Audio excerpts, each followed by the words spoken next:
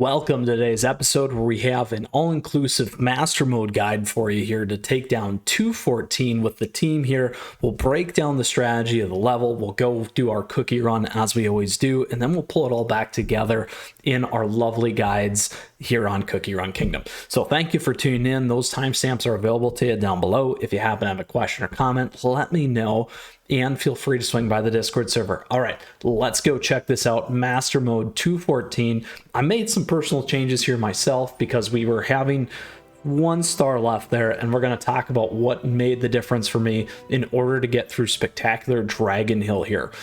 So the first piece, as we can go through, this one's great right now. Latte Cookie Soul Core with the new Magic Candy. This is going to allow you to max out Latte Cookie, so that and first most is great. The second piece here, let's go ahead and talk about the strategy of this level. So the first one is this has fairly large enemy waves, so that's the first piece to pay attention to. The second thing here is the mini boss battles, or the bosses at the end. We got Dire Strawberry Worm. This thing's a huge tank.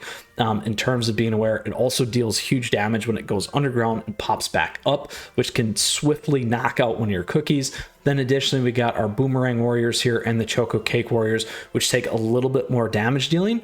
And we have to be careful here because these guys really are good at picking off our cookies. And then lastly, in terms of this trained Choco Roll Hog, this thing always speeds in and smashes us, giving us that disruption as well as that stun, which can be problematic here. Now, additionally, because it is master mode, we do have things to pay attention to, like max HP, increase for our enemies, debuff resistance, increased shield capacity decreased, healing decreased, and then summon creature decreased. On top of that, we got these special conditions here in the stage where cookies will have certain altered stats, essentially pulling them down because your max cookie level is 60, max skill level is 60, max cookie grade is 1A, and then everything else there as well.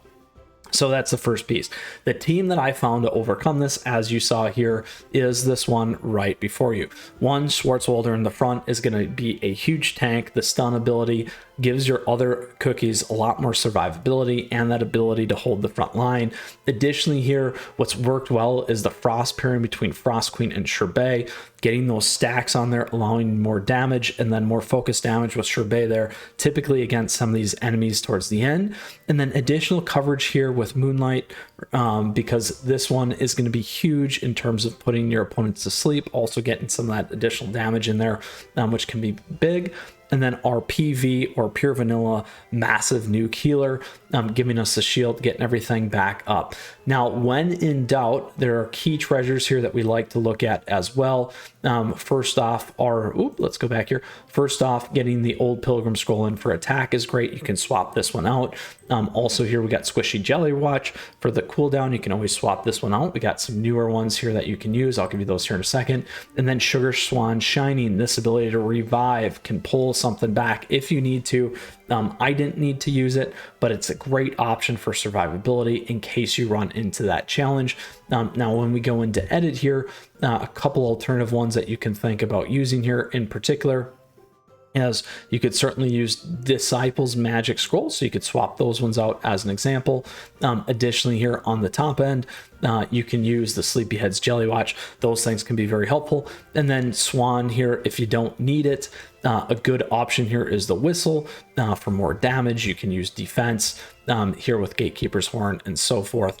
All very, very good options to help your team survive. Now let's go ahead and check out the toppings. Topping guides are available to you here on the channel. I highly recommend taking a look at those as we break those things down. But in case, here we go. We got Schwarzwalder on our 5 solid almonds, increasing damage resist. In this case, we got Sherbet on attack. You could go survivability by switching that over if you need to. In this case, we didn't need to. Master mode here as well for our friend Moonlight. We do have the Choco Chips. So here again, increasing your cooldown. You could go on attack, you could go survivability if you needed to. Again, some other fun tips there. On our Frost Queen as well, we're going on our cooldown, and then last but not least, cooldown again for PV. So survivability, you can always flip into solid almond, but we've been able to make it through with this, which works well. And you can always flip to attack, those kinds of things, depending on generally where your strength is going to be here, or your power level against the enemy. So pull that all back in terms of this perspective here. We did walk through the enemy team, some strategy there to consider as you get through and make your way through the waves and kind of get to that mini boss towards the end. Lastly, walk through the team as well as some of the strategy there with the treasures. Let's go ahead and take the team out for a spin. We'll see if we can get a latte soul core as always. And here's where we can see these cookies in action in order to help you get through. Obviously, I'm also on auto mode. You can certainly take yourself off auto mode and time a lot of these things better, and making sure that you always have some sort of AoE open against these waves that you're going to hit. Highly recommend that in terms of survivability, also being able to slow things down. Again, there's that stun that we talked about. We got our favorite boomerangs in the back trying to pick off things. We got 2 more waves, I believe.